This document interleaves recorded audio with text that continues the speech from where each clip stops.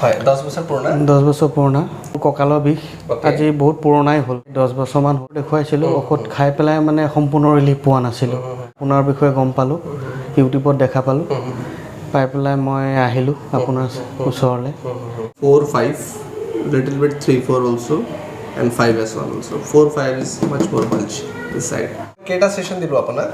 5টা দিলে 3টাতে ৰিলেক্স পাইছোঁ ৰিলেক্স পাইছে তাৰপিছত 3টাতে মই পাইছোঁ ভাল মানে 85% 90%ই কমিছে কাৰণ মই আগতে থিয় হ'লেই মোৰ ধৰে কঁকালত মই সম্পূৰ্ণ চিধাকৈ থিয় হ'ব নোৱাৰোঁ এতিয়া ট্ৰিটমেণ্টৰ পিছৰ পৰা মই থিয় হ'ব পৰা হৈছোঁ ধুনীয়া